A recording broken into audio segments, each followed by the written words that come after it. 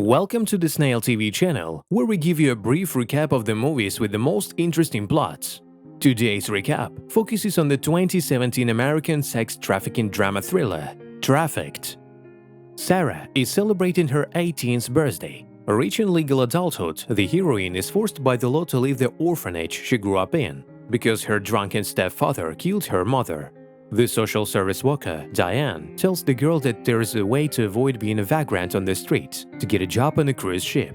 Sarah wants to take her youngest sister Natalie with her, but it is forbidden until she gets a permanent job. A week later, the heroine says goodbye to her sister, her friends, and her mother Monica. It's time for her to leave the orphanage and begin an adult, independent life. Natalie cries, after which she gives Sarah her mother's hair ribbon as a keepsake. Meanwhile, in India, on the outskirts of New Delhi, there is a party at the country house. The vacationing 17-year-old friends, Iti and Amba, are approached by Raj, whose father is notorious. Rumor has it that he's a gun dealer and even a human trafficker. The villain's cheeky son, who has had his eye on the young Indian, proposes that Ambi dance with him, but the woman is not at all happy about the clingy suitor, so he asks the guards to escort the uninvited guest out. Late at night, after a party, the friends return home. The road is blocked by a car, and a masked man runs out and pours acid in Ati's face, then kidnaps the terrified Ambi. Raj, and it was him, brings the shocked girl to a brothel, where he hands her over to the brothel's mistress, Sheila. The latter forcibly pours some kind of narcotic liquid into the heroine's mouth, after which Ambi loses consciousness. Sheila is satisfied with the kidnapper's work, as there is a client, a very rich Japanese man, who has ordered just a virgin girl. After a short time, the Asian arrives at the brothel, where the victim, dressed up in a beautiful sari and drugged, so she doesn't resist, is already waiting for him. The Japanese man gives a wad of money to the owner, and then he gets what he wants. And right after him, Raj enters the room of the humiliated and tormented Amba with the same nefarious intentions. Meanwhile, a social worker, Diane, is taking 18-year-old Sarah, along with several other girls of legal age, to the airport to take them to the coast, to a cruise ship. On the way, she tells them what prospects are in store for them, that at first they will work as waitresses, make some money, and then they can buy a house and live the good life. For some reason, the car turns off the highway leading to the airport and onto an inconspicuous dirt road. The naive girls only notice this when Diane stops at a closed van with two suspicious men. The social worker, now we can only call her that in quotation marks, receives money, after which she tells the girls that Daph and Felix will take them where they need to go. The car without windows and the man's obviously gangster-like appearance do not inspire confidence, so Sarah and then the other girls refuse to go. One of them tries to escape, but falls from Felix's undercut and then gets hit hard in the face. Daph beats up a terrified Sarah, who tries to call for help, and then the kidnappers load the victims into the van. Meanwhile, off the coast of Italy, sex slaves from various countries are being held under guard in the hold of a tanker. One of them is Ambi, who was kidnapped in distant India. The buyer of the live goods examines the women and then assigns them to which cities, or rather brothels, to send them. The worst thing is that all the girls caught by the trafficker will be killed. In Mexico, the captives are put in a van to be smuggled across the border into the United States.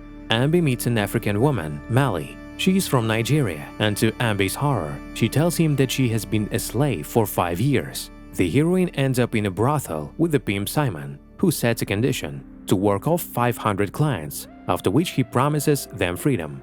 At this time, one of the newbie sex slaves, it's by the way 18-year-old Sarah from an orphanage who dreamed of working on a cruise ship, tries to escape. The pimp grabs the fragile girl, punches her in the face, then tells her that the runaway must now serve 505 men. On top of that, he tapes a strong tape over her mouth so she won't scream. In the morning, the pimp's assistant wakes the slave girls up by opening their locked cell rooms. At breakfast, Mele and Ambi are introduced to Sarah. A bell rings in the hall. It means that all the sex slaves have to go out into the hall and then line up, because clients have arrived and will be choosing their, how shall I put this neutrally, partners. One of the Texans has a crush on young Sarah. The heroine is very frightened, begs him not to touch her, then beats the horny client and runs out of the room. Behind the door, the experienced Simon is already waiting for the heroine. Foreseeing this turn of events, He injects her with a drug, after which the victim has no strength to resist.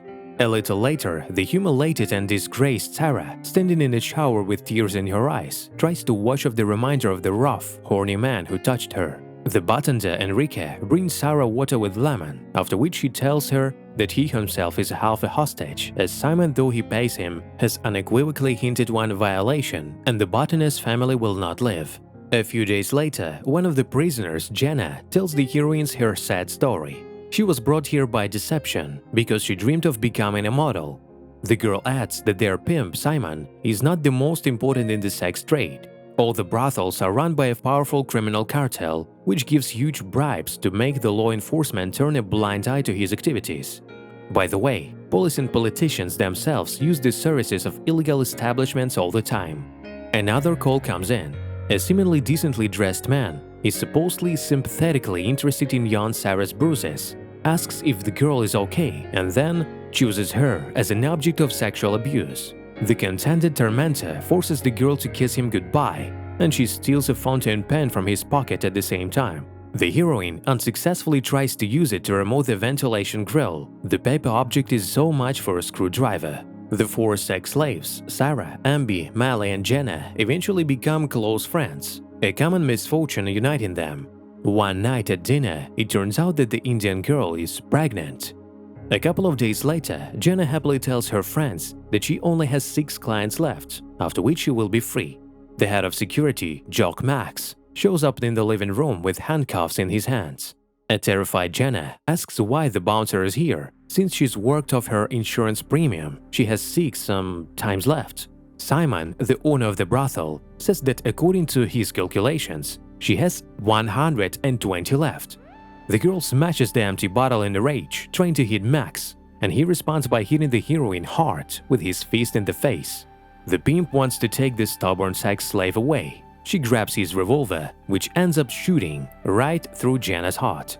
The pimp orders the innocent victim's body to be packed on ice and taken away to a surgeon he knows. It turns out that after working out, they don't let the girls go, but they kill them for their organs.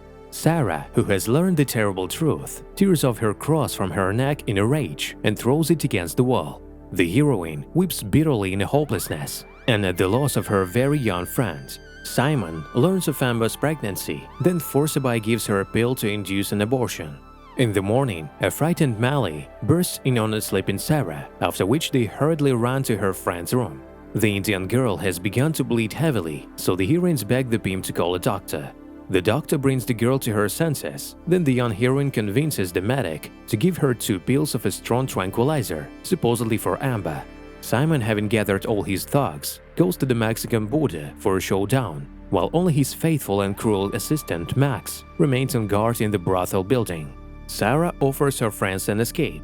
The girl slips a tranquilizer into the guard's energy drink. The unsuspecting Max drinks the drink. The young heroine waits until nightfall, uses nail clippers to remove the ventilation grate, moves into the hallway, then unlocks Mally and Ambi's room. The 3 fugitives sneak past Max, who has fallen into a deep sleep.